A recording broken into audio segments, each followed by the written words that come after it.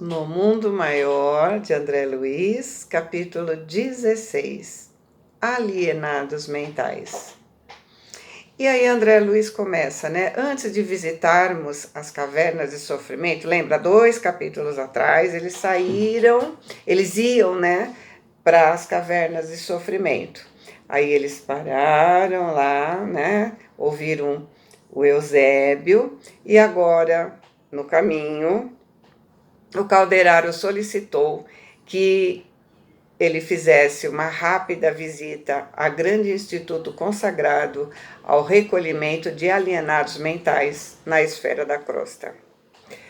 E aí ele disse, né? Você compreenderá mais exatamente a tragédia dos homens desencarnados em pleno desequilíbrio das sensações.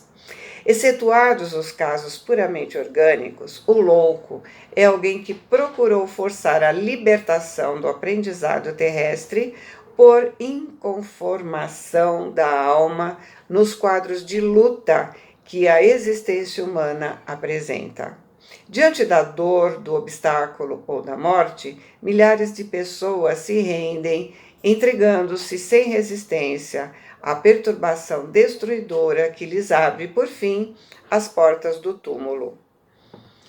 A princípio, são meros descontentes e desesperados, que passam desapercebidos, mesmo aqueles que os acompanham mais de perto. No entanto, pouco a pouco se transformam em doentes mentais de variadas gradações, de cura quase impossível, portadores que são de problemas complicados e ingratos. Imperceptíveis, frutos da desobediência, começam por arruinar o corpo que lhes foi confiado na crosta da terra, e acabam empobrecidos e infortunados.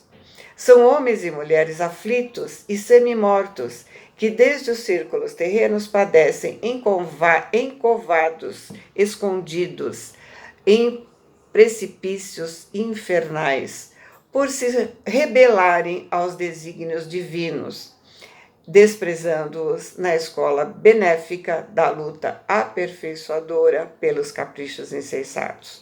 Guardando carinhosamente a observação, eu o acompanhei na excursão matinal ao grande estabelecimento onde os mentecaptos é sem cabeça, né? Então, aqueles que perderam a cabeça, que perderam a lucidez, tá? Então, onde os mentecaptos eram em grande número.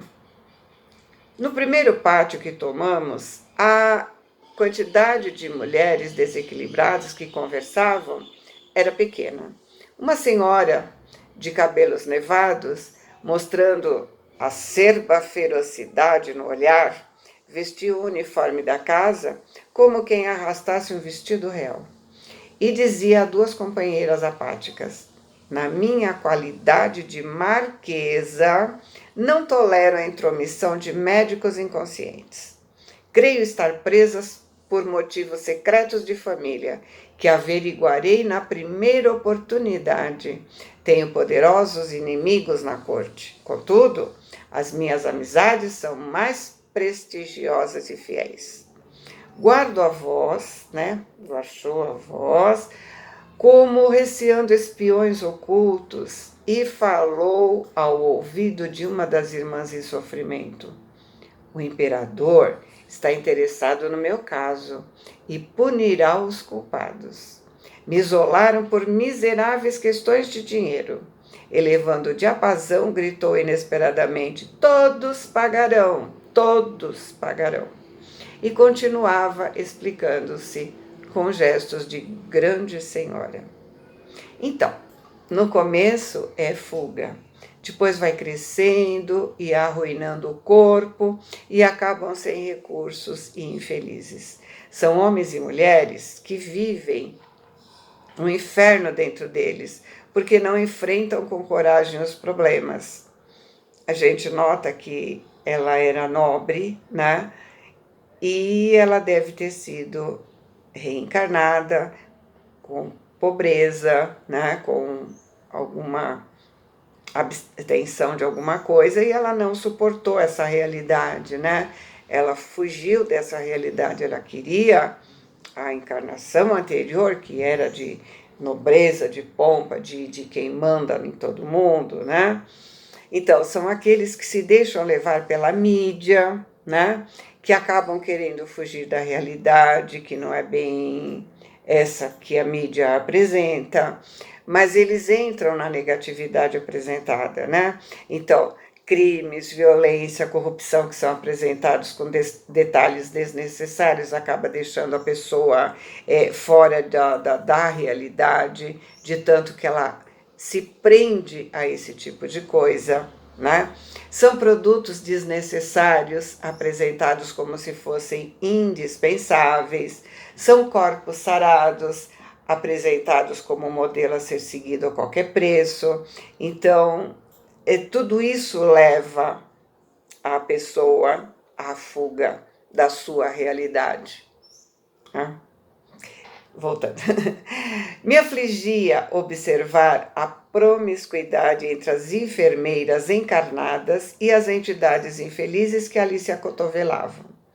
Preso ainda ao meu antigo hábito de curiosidade, tentei interromper, a fim de ouvir a demente até o fim, mas o assistente me apressou em considerar: não nos detenhamos. Infelizmente, atravessamos vasta galeria de padecimento expiatório, onde nossos recursos socorristas não ofereceriam vantagens imediatas. Aqui, quase todos os alienados são criaturas que abdicaram a realidade, atendo-se às circunstâncias do passado, sem mais razão de ser. Essa desventurada irmã já possuiu títulos de nobreza em existência anterior, praticou clamorosas faltas, dando expansão às energias cegas do orgulho e da vaidade, renascendo em aprendizado humilde para o reajustamento imprescindível. Alarmou-se diante das primeiras provações mais rudes da correção benfeitora. Reagiu contra os resultados da própria sementeira, entregou o corpo ao curso das ocorrências nefastas e, por fim, se colocou mentalmente em zona mais baixa da personalidade, passando a residir em pensamento no passado de mentiras brilhantes. Agarrou-se desesperada às recordações da marquesa vaidosa de Salões, que já desapareceram, e perambula nos vales da demência em lastimáveis condições. Não demos muitos passos, encontramos novo ajuntamento, em que curiosa dama sobressaía extremamente nervosa, que gritava: Deus me livre de todos! Deus me livre de todos! Não voltarei nunca, nunca, nunca, nunca. A enfermeira se aproximou cordata e pede: Senhora, mas calma, é o seu marido que vem visitá-la. Vamos ao guarda-roupa? E sorrindo, não se sente feliz? Jamais, bradava a demente com espantoso semelhante de angústia. Não quero vê-lo, odeio com tudo que lhe pertence. Repetindo expressões de desprezo, endureceu-se, caiu em lamentável crise de nervos, pelo que a auxiliar de enfermagem precisou requisitar socorro urgente. Desejei reter-me a fim de estudar a situação, mas o assistente me impediu, esclarecendo: não percas tempo, você não remediaria o mal, nossa passagem aqui é rápida, recomendo apenas que anote o refúgio de todos os que se esquecem dos deveres presentes, pretendendo escapar aos imperativos da realidade educadora. Não asseguramos que todos os casos do hospício se relacionam exclusivamente com esse fator. Muita gente atravessa esse pavoroso túnel sob pressão causada por exigências da prova retificadora. No entanto, é forçoso reconhecer que a maioria iniciou o sofrido drama em si mesma. São irmãos nossos revoltados diante dos desígnios superiores que os conduziram a recapitular, ou seja, a relembrar ensinamentos difíceis, como o de se reaproximarem de velhos inimigos por intermédio de laços consanguíneos, ou de enfrentarem obstáculos aparentemente insuperáveis. Para que se efetue a jornada iluminativa do espírito, é indispensável mudar a mente, revolver as ideias, renovar as concepções e modificar invariavelmente para o bem maior o modo íntimo de ser, tal qual procedemos com o solo na revivificação, regenerá-lo da lavoura produtiva ou com qualquer instituto humano em reestruturação para o progresso geral. Porém, se a alma se nega a receber o auxílio divino, através dos processos de transformação incessante que lhe são oferecidos, em seu benefício próprio, pelas diferentes situações de que os dias se compõem no aprendizado carnal, essas pessoas se recolhem à margem da estrada, criando paisagens perturbadores com desejos injustificáveis. Quase podemos afirmar que 90 entre 100 dos casos de loucura, excetuados aqueles que se originam da incursão microbiana sobre a matéria cinzenta, começam nas consequências das faltas graves que praticamos com a impaciência ou com a tristeza. Isso é, por intermédio de atitudes mentais que produzem deploráveis reflexos ao caminho daqueles que as escolhem e alimentam. Instaladas essas forças desequilibrantes no campo íntimo, não só numa existência, mas em várias delas, até que o interessado se disponha com fidelidade a se valer das bênçãos divinas que o aljofram, ou seja, que orvalham, para restabelecer a tranquilidade e a capacidade de renovação que lhes são inerentes à individualidade em abençoado serviço evolutivo. Pela rebeldia, a alma responsável pode encaminhar-se para muitos crimes, a cujos resultados nefastos se cativa indefinidamente e, pelo desânimo, é propensa a cair nos despenhadeiros da inércia, com fatal atraso nas edificações que ela mesma precisa providenciar. Então, essa senhora, né, é um exemplo, né, de outra forma de fugir. Ela passa mal para não enfrentar a realidade. Ou seja, quando você vê que as coisas não são como você gostaria que fossem, não se desespere. Nesse ponto dos esclarecimentos, entrávamos em extensa varanda no departamento masculino e logo nos deparamos com um homem que de certo se enquadrava entre os esquizofrênicos absolutos. Rodeavam-no algumas entidades de sombrio aspecto. O doente parecia um perfeito autômato, sob a guante, ou seja, sob a autoridade implacável de tais companheiros. Exibia gestos maquinais e, ao guarda que se aproximava cauteloso, explicou em tom muito sério: "Venha, seu João, não tenha receio. Ontem eu era um leão, mas hoje, sabe o senhor o que eu sou?" Diante do enfermeiro hesitante, concluiu: "Hoje eu sou uma bananeira." Eu, sem dúvida, encontraria, no caso, excelente oportunidade de enriquecer experiências, porque de pronto reconhecera a entrosagem completa entre a vítima e os obsessores, que lhes eram invisíveis. O desditoso era arrematado fantoche nas mãos dos algozes tipicamente perversos. Calderário, porém, não me permitiu interromper a caminhada. O processo de desequilíbrio está consumado, informou, e não encontrarias possibilidade de recompor, em serviço rápido, as suas energias mentais centralizadas na região inferior.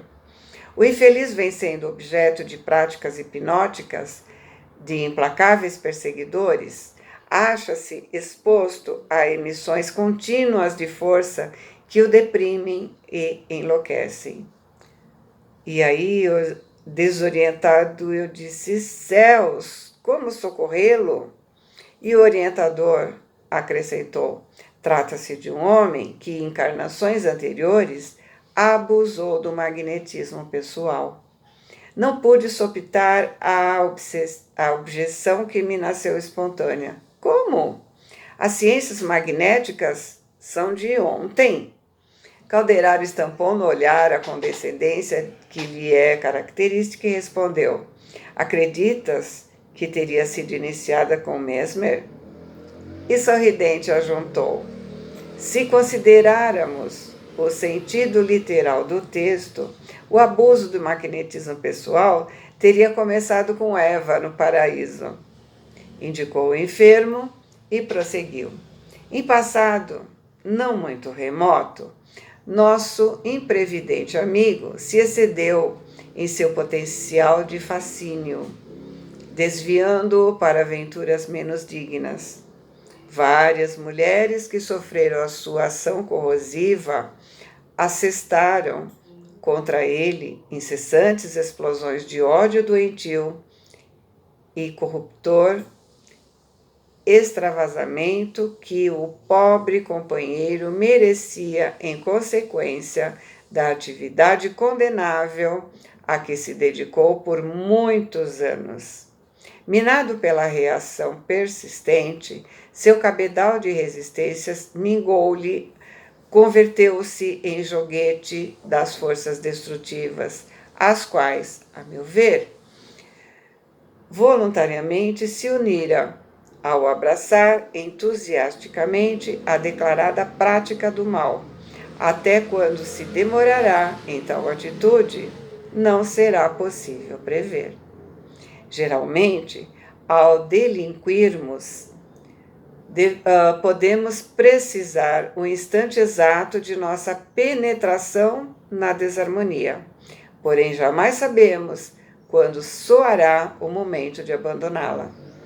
No retorno à estrada reta, através dos atoleiros em que chafurdamos, por indiferença e má fé, não podemos prefixar datas para a volta. Implicamo-nos em jogos circunstanciais de que só nos libertamos após doloroso reajustamento. Observando a minha admiração diante da experiência hipnótica que os frios verdugos levavam a efeito, o assistente considerou: não te impressiones, a morte física não modifica de imediato as inteligências voltadas ao mal, nem o duelo da luz com a sombra se adstringe, quer dizer, se limita aos estreitos círculos carnais. Outro exemplo, diferente. Aqui o que aconteceu? A influência da beleza no jogo das tentações, da sedução, é uma ação corrosiva. E quando se veem frustrados, com culpa, acabam atraindo forças negativas, destrutivas, que ele mesmo atraiu. E é possível saber até quando isso vai durar? Não, é impossível. Aqueles que se fazem uso do magnetismo, de todos os tipos, físicos, materiais, acabam vítimas disso. Perdem o equilíbrio da mente. O mal é o mal. E o mal procura o maldoso para cobrar o seu imposto.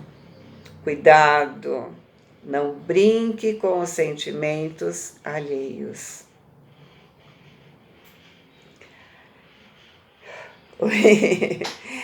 Logo após, éramos surpreendidos por dois velhinhos abobados que pronunciavam frases desconexas. E o orientador os indicou explicando: o tempo acaba sempre denunciando a nossa posição verdadeira. Quando a criatura não haja feito da existência o sacerdote de trabalho construtivo que nos cumpre na Terra, os fenômenos senis, quer dizer, os fenômenos de envelhecimento do corpo, são mais tristes para a alma, pois nesse caso o indivíduo já não domina as conveniências criadas pelo imediatismo humano, patenteando-se a fixação de sua mente nos impulsos inferiores. Milhões de irmãos nossos permanecem séculos afora na fase infantil do entendimento, por não se animarem ao esforço da própria melhoria.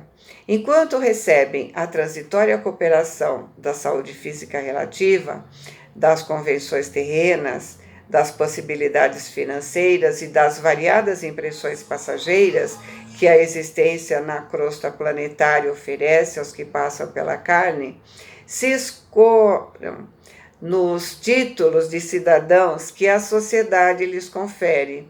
Logo, porém, que visitados pela doença, pela escassez de recursos ou pela decrepitude, revelam a infância espiritual em que estão.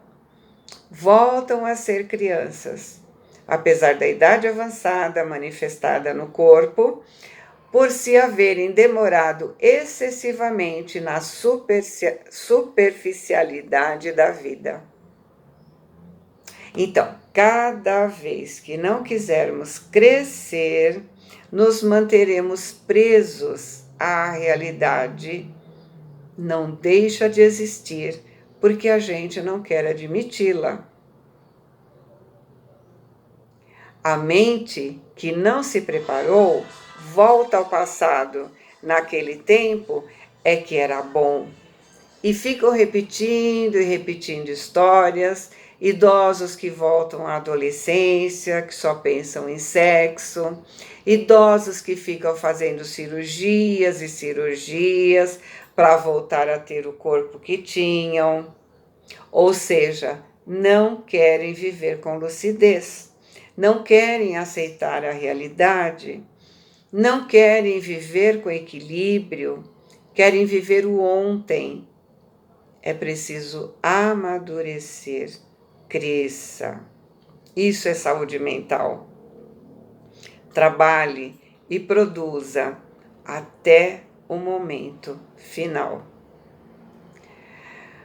A exposição não podia ser mais lógica, mas, examinando aquele vasto ambiente onde tantos loucos de ambos os sexos entorpeciam distantes do realismo do mundo, sem a mais leve perspectiva de desencarnação próxima, pensei nas criaturas que já renascem imperfeitas e perturbadas, nas crianças atrasadas, nos moços em luta com a demência juvenil, das fobias sem número que amofinam, que incomodam, né? Pessoas respeitáveis e prestativas, e solicitei então do instrutor esclarecimentos sobre os quadros de sofrimento dessa qualidade, que de improviso assaltam os ambientes domésticos mais distintos. O assistente não se surpreendeu e observou: estudamos aqui, André, a colheita das sementeiras, assim do presente como do passado. Ponderamos não só a aprendizagem de uma existência efêmera, mas também a romagem da alma nos caminhos infinitos da vida imperecível que segue sempre, vencendo as imposições e as obrigações da forma, purificando-se e santificando-se cada dia. Verificará conosco aflitivo quadro de padecimentos espirituais, e é possível que apreenda no hospício humano alguma coisa dos desequilíbrios que afetam a mente desviada das leis universais. Em verdade, na alienação mental começa a descida da alma às zonas inferiores da morte. Através do manicômio é possível entender de certo modo, a loucura dos homens e das mulheres, que aparentemente desequilibrados no campo social da crosta terrestre, onde trocam os eternos valores divinos por satisfações ilusórias imediatas, são relegados depois, além do sepulcro, a inominável desespero do sentimento.